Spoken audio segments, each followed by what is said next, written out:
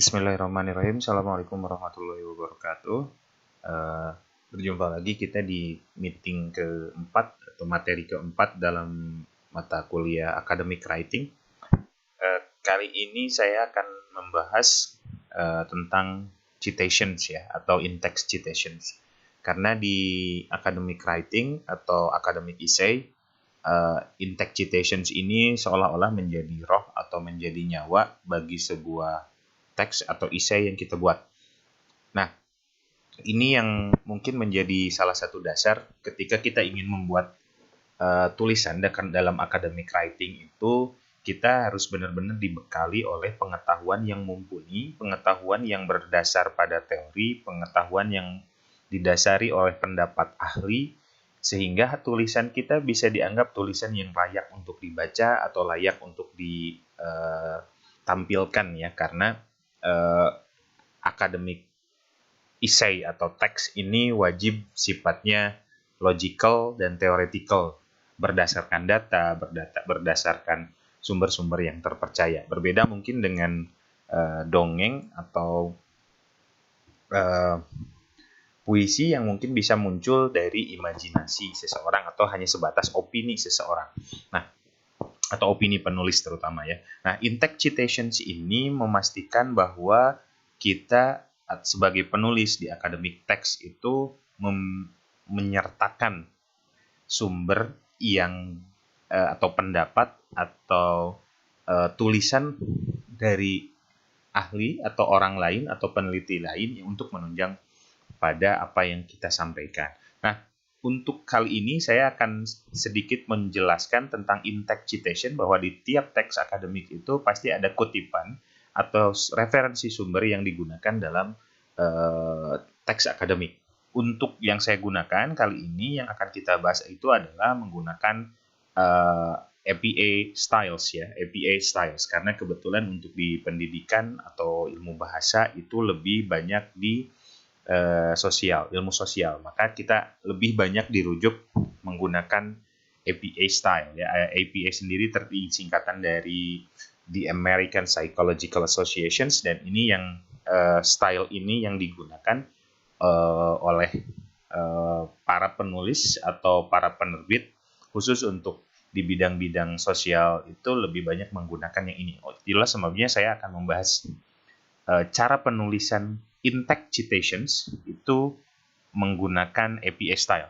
Nah, jadi APA style itu sendiri adalah format penulisan atau gaya penulisan untuk akademik dokumen. Berarti catatannya adalah dokumen-dokumen akademik ya, baik itu jurnal artikel, buku, atau skripsi, atau tesis, atau disertasi. Ini yang digunakan dalam bidang behavioral and social science, dalam ilmu bidang sosial. Ini harus diklarifikasi dulu karena setiap bidang ilmu mungkin memiliki rujukan-rujukan yang berbeda. Ada yang menggunakan MLA, yang ada yang menggunakan Chicago, dan menggunakan IEEE ataupun yang lainnya.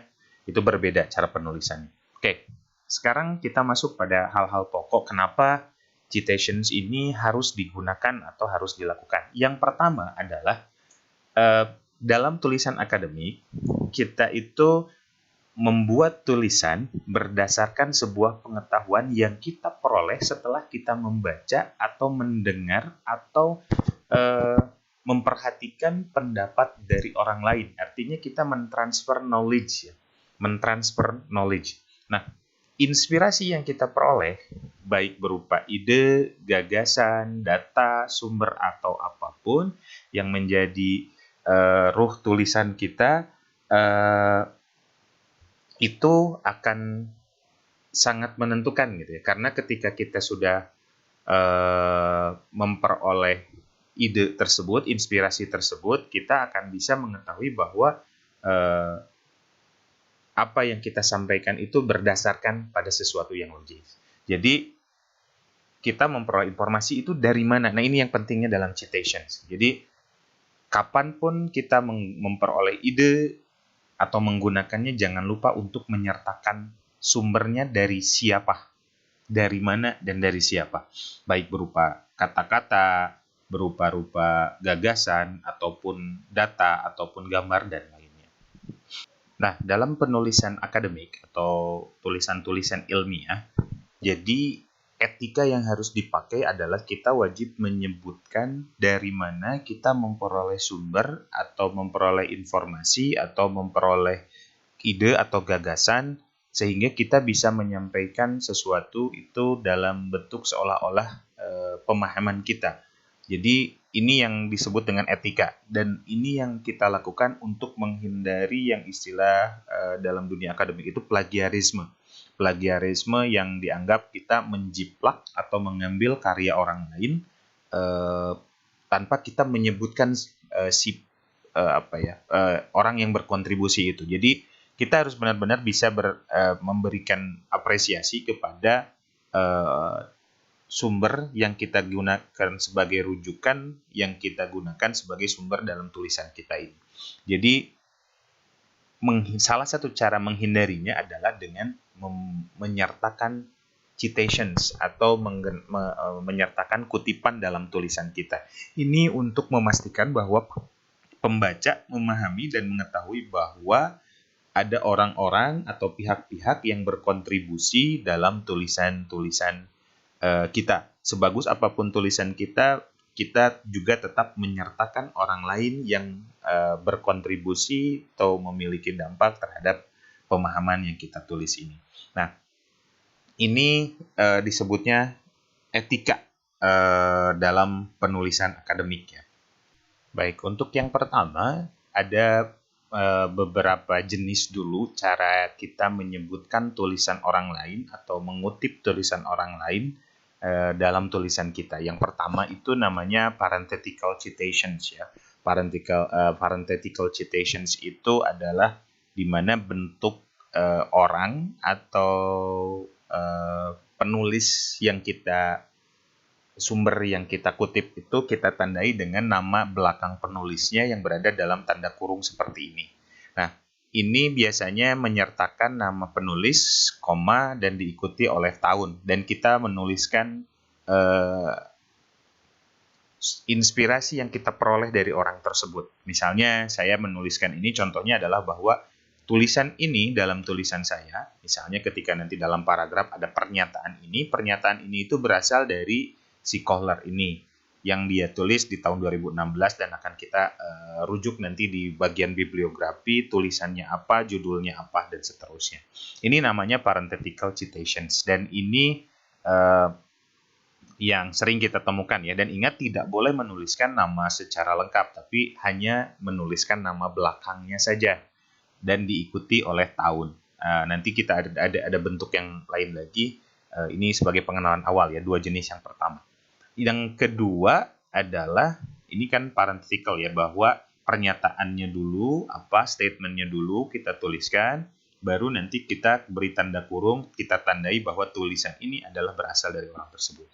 Nah, ada yang dinamakan narrative citations. Narrative citations ini si penulis atau si sumber inspirasi itu berasal dari tulisannya ini, si penulis, nama penulisnya itu masuk menjadi bagian dari kalimat, misalnya menjadi subjek kalimat, dan yang ditandai kurung atau yang dikurung itu yang dalam bentuk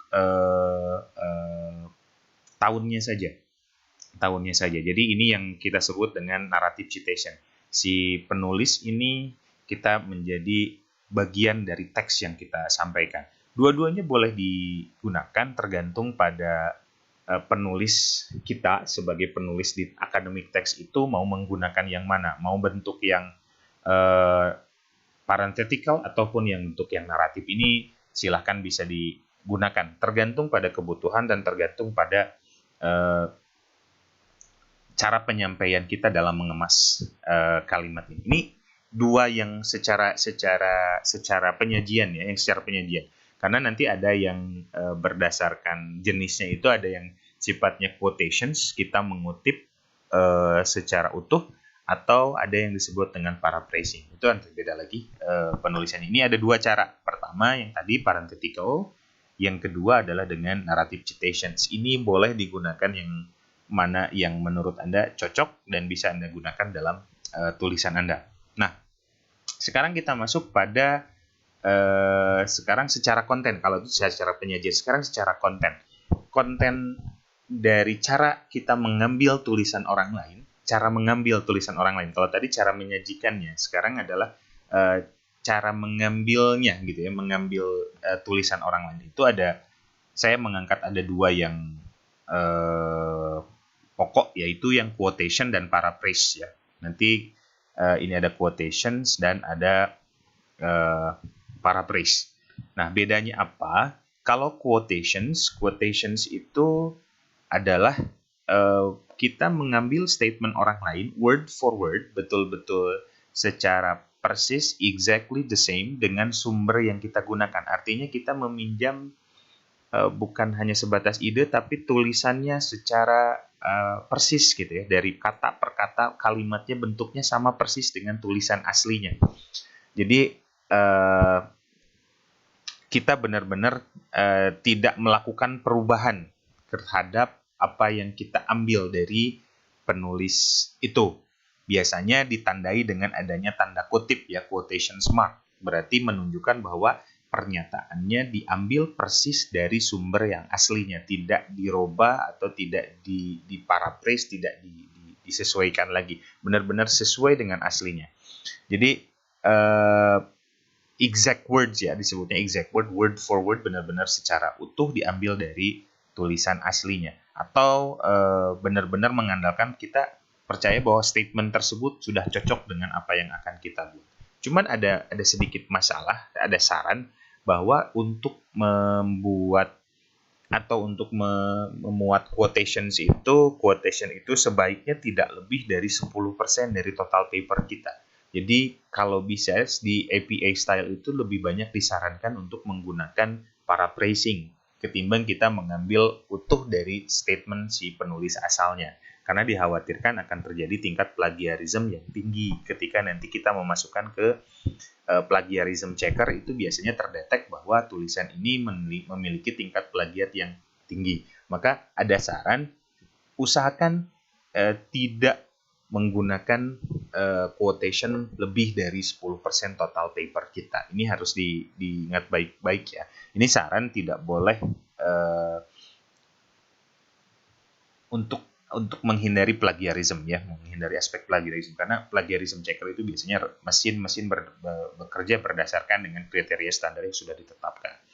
Nah, ini yang quotation, ini contohnya. Contoh quotation itu terbagi ada dua jenis. Yang pertama ada yang short quotations. Short quotations itu kriterianya adalah kalimat yang kita ambil atau kata yang kita ambil dari sumber orang lain, dari milik orang lain itu kurang dari 40 kata. Jadi tidak lebih dari 40 kata. Makanya disebut short quotations ya. Nah, short quotations itu yang short quotation ini ditandai dengan adanya quotation mark ya, atau tanda kutip, tanda petik di sini untuk memastikan bahwa statement ini merupakan bukan statement penulis yang sedang menulis ini, tetapi quotation ini menunjukkan bahwa statement ini merupakan statement dari penulis yang dikutip di sini ya. Dan biasanya untuk quotations atau short quotations itu selain menyajikan tahun, itu juga dituliskan page-nya, dari halaman berapa statement itu diambil, baik dari buku, terutama kalau misalnya jurnal beda lagi ya, nanti ada pages halaman berapa sampai berapa itu yang diambilnya. Ini harus benar-benar dipahami bahwa untuk menandai bahwa ini adalah quotations, kita benar-benar menggunakan quotation mark, kemudian ada tahun, nama penulis, tahun, kemudian ada halaman berapa statement ini diambil. Nah, ini yang untuk yang kurang dari 40 kata. Kalau lebih dari 40 kata, penulisannya agak berbeda. Nah, ini contoh penulisan untuk statement yang kita ambil dari orang lain tetapi jumlah katanya lebih banyak. Ini kita berikan contoh misalnya ini kurang lebih 60 kata yang kita ambil. Untuk longer quotation-nya dinamakan block quotation ya, karena posisi statement-nya itu agak terpisah dari teks utama dan menjorok agak indented ya, agak digeser ke sebelah kanan, tidak sama dengan tulisan teks akademik yang asli yang kita buat. Nah, ini ada syaratnya seperti ini. Jadi ini menandai tanpa adanya bentuk tanda kutip atau tanda petik, ini sudah menandakan bahwa tulisan ini adalah tulisan yang diperoleh dari orang lain. Ini khusus untuk yang disebutnya itu lebih dari 40 kata ya. Nah, ini contoh cara penulisannya.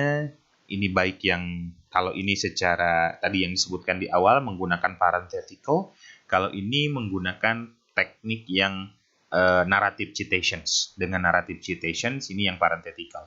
Ini ada contohnya. Dan ini menunjukkan bahwa statement-statement ini bukan statement asli dari penulis sendiri, tapi mengambil dari inspirasi dari orang lain. Nah, bedanya dengan parenthetical sama yang naratif adalah yang parenthetical di sini nama penulis diikuti tahun kemudian diikuti oleh page-nya. Tetapi untuk yang narrative citation itu nama penulisnya ada di luar di luar tanda kurung, tahunnya di sini, tetapi page-nya ada di sini.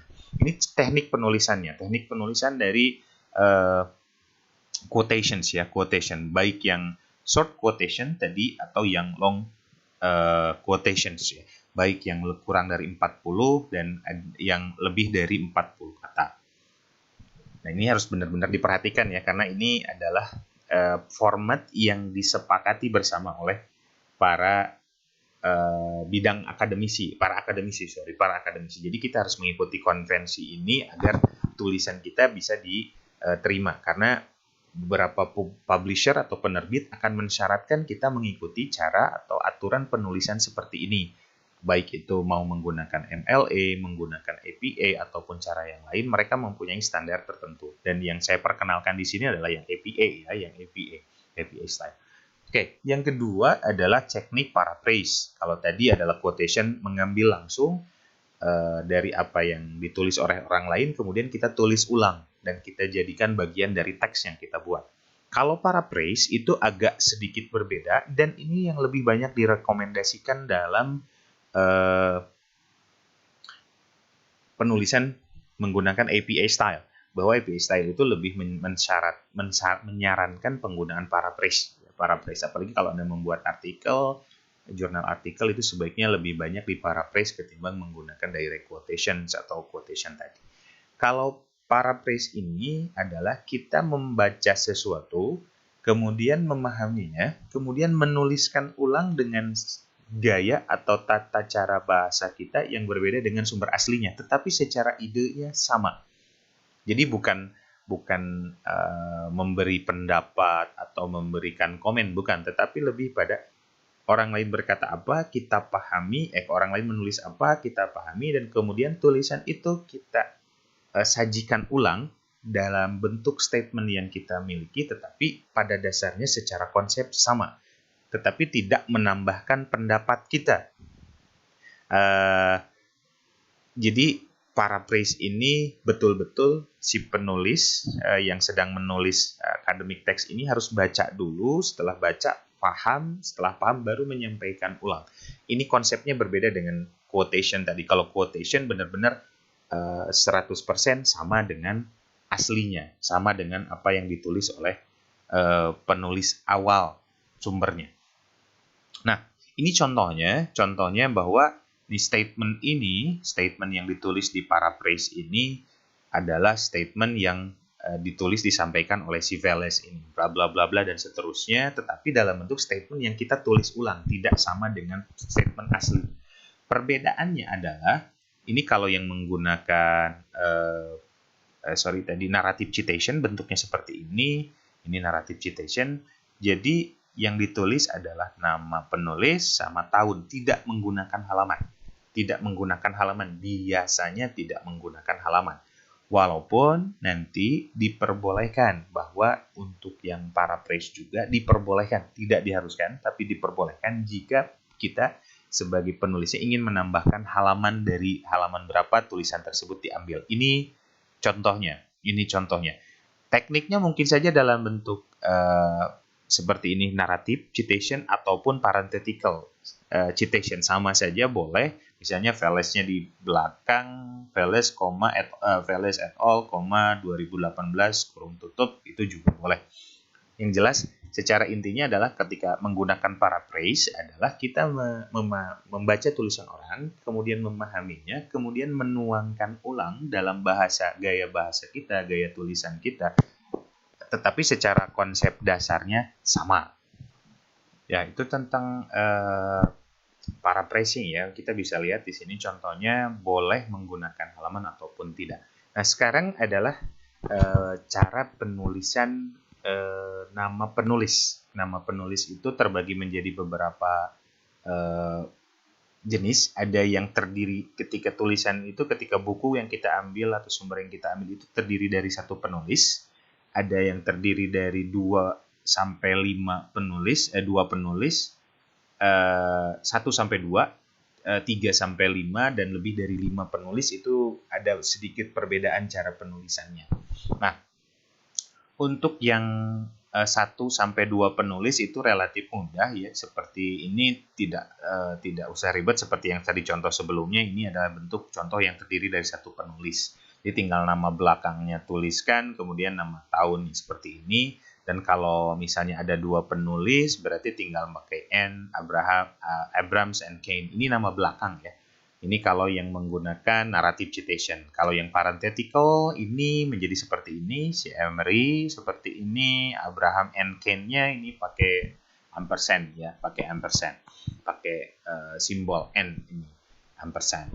Nah, ini bentuk kalau yang 1 sampai 2 penulis. Jadi cara menulisnya adalah seperti ini. Ini harus benar-benar diperhatikan karena kita tidak boleh menggunakan aturan sendiri ketika dalam membuat academic text. Academic text itu mempunyai standar. Standar ini yang diakui atau disepakati secara bersama oleh akademisi di bidang tersebut. Jadi tidak boleh mengarang ya, mengarang. Oke. Nah, sekarang itu yang 1 atau 2. Sekarang kalau 3 sampai 5 author. 3 sampai 5 author itu punya aturan tersendiri juga. Kalau yang tadi relatif mudah, untuk yang 1 atau 2 hampir secara umumnya seperti itu. Nah, sekarang kalau multiple author. Multiple author itu lebih dari 3 ya, lebih dari 3 sampai 5 ini aturan yang pertama, 3 sampai 5. Untuk yang 3 sampai 5 ini, ketika pertama kali disebutkan, kalau misalnya kita mengutip pernyataan dari orang-orang tersebut, dari penulis satu buku atau satu artikel itu bisa ditulis oleh beberapa penulis. Jadi tidak satu orang penulisnya, lebih dari 2, lebih dari 3 ya, lebih dari 3. Nah, untuk penyebutan pertama, dia harus menyebutkan secara lengkap siapa saja. Jadi penyebutan pertama secara lengkap dan tahunnya. Ini yang narrative citation ya. Narrative citation, ingat narrative itu si penulisnya menjadi bagian dari teks yang kita buat. Nah, tahunnya yang di dalam kurung ini disebutkan secara semua. Tetapi ketika nanti digunakan masih di teks yang sama, kemudian kita mengulang lagi penyebutan orang-orang tersebut, tidak usah lagi menuliskan secara lengkap, tetapi gunakan kata et al. Et al ini menunjukkan bahwa dan kawan-kawan ya, dan kawan Furtado dan kawan penulis pertamanya yang kita tulis, et al, dan diikuti oleh tahunnya. Ini untuk penyebutan kedua dan seterusnya. Jadi kalau sudah pertama, jadi nggak boleh langsung ke et al kalau ini belum disebutkan dulu di awalnya. Jadi ini harus muncul dulu di awal, baru et al boleh. Nah, untuk parenthetical citation-nya pun sama. Parenthetical citation-nya seperti tadi, aturannya seperti ini. N-nya menggunakan ampersand, tidak boleh menggunakan N, tetapi bentuk simbol seperti ini. Ini untuk penyebutan pertama. Dan untuk selanjutnya kita gunakan bentuk seperti ini. Dan ini bisa dikombinasi. Misalnya, Di pertama dia menggunakan parenthetical, di pertama dia menggunakan narrative citation, tetapi di penyebutan kedua menggunakan yang ini boleh. Yang jelas ini harus muncul dulu di awal penyebutan pertama. Penyebutan selanjutnya kalau kita kutip lagi di paragraf yang kita buat, ini bukan boleh, harus menggunakan at all seperti ini. Nah, kalau lebih dari 5 itu kita menggunakan langsung at all ya. Langsung menggunakan at all, tidak disebutkan secara keseluruhan. Jadi hanya sebutkan nama penulis pertamanya langsung diikuti oleh at all. Kalau lebih dari 6 penulis, dari 6 sampai dan seterusnya itu kita gunakan seperti itu. Nah, ini adalah aturan yang standar atau yang baku, yang lumrah, yang biasanya digunakan oleh para akademisi dalam membuat teks akademik. Dan ini benar-benar harus kita biasakan ya, karena prinsipnya adalah kita memperoleh inspirasi, memperoleh pengetahuan dari orang lain, dan kita seolah-olah berterima kasih kepada para penulis sebelumnya yang menyajikan, yang memberikan informasi atau pengetahuan dalam tulisan-tulisan mereka. Ini bentuk etika yang harus kita jaga. Karena yang harus kita hindari itu adalah prinsip plagiarisme ya. Ini benar-benar harus kita hindari sebagai akademisi, bahwa yang namanya akademisi harus punya etika, tidak boleh mencuri ide. Jadi tidak hanya sebatas mencuri tulisan, tetapi mencuri ide, mencuri gagasan dari tulisan orang lain, dan kita tidak memberikan rasa terima kasih, ucapan terima kasih kepada orang yang memberikan inspirasi atau ide tersebut. Jadi plagiarisme itu secara sederhana ya, mungkin karena nanti ada level-levelnya atau ada tingkatan-tingkatannya tentang plagiarisme itu seperti apa. Jadi plagiarisme itu menyajikan tulisan, gagasan atau gambar atau apapun yang diperoleh dari orang lain, tetapi seolah-olah itu kita yang membuat. Itu yang dinamakan plagiarisme. Kita seolah-olah nyolong gitu ya, nyolong punya orang, tetapi kita nggak menyebutkan sumbernya dari mana. Jadi seolah-olah orang lain itu tidak berkontribusi terhadap konten yang kita buat. Jadi baik disengaja ataupun tidak, ini disebutnya violate ethical standard. Disebutnya itu melanggar etika aturan tata kesopanan yang disepakati oleh para ahli, oleh para cendekia. Dan ini yang harus kita belajar untuk hindari. Tidak boleh kita memplagiat atau menjiplak punya orang lain. Bukan berarti tidak boleh mengutip, boleh mengutip, sebutkan sumbernya dari mana, itu yang disebut dengan menghindari plagiarisme. Bukan berarti tidak boleh meniru orang lain.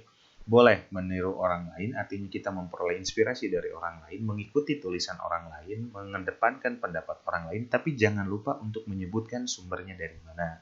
Jadi penulis-penulis yang melakukan tindakan plagiarisme itu seolah-olah tidak menghargai usaha dari penulis asli, dan seolah-olah dia itu dianggap tidak ada. Dan ini yang harus kita hindari. Nah, ini yang seolah sepele, tetapi hal ini menjadi sangat berbahaya karena banyak sekali kasus-kasus tindakan plagiarisme yang melibatkan orang-orang besar ya. Mungkin karena ketidaktahuan dengan konsep dasar ini. Nah, oleh sebab itu dalam menulis academic writing, Anda sebaiknya hati-hati karena setiap kita memperoleh tulisan dari orang lain, kita sebutkan sumbernya itu dari mana dan siapa. Oke, mungkin itu saja yang bisa saya sampaikan pada materi kali ini. Mudah-mudahan bisa menjadi perbaikan dalam tulisan Anda, karena dengan semakin banyaknya tulisan yang Anda buat dalam academic writing, maka beban bacanya harus semakin banyak. Nah, beban baca ini yang mempengaruhi pada inspirasi kita dalam menulis, dan kita tidak lupa untuk menyebutkan sumber dari mana, dari siapa kita memperoleh ide-ide tersebut. Jadi, kita akan memiliki tulisan yang sifatnya tidak melanggar etika keilmuan, tidak melakukan plagiat, tidak melakukan plagiarisme. Oke, begitu saja untuk materi kali ini. Terima kasih banyak. Assalamualaikum warahmatullahi wabarakatuh.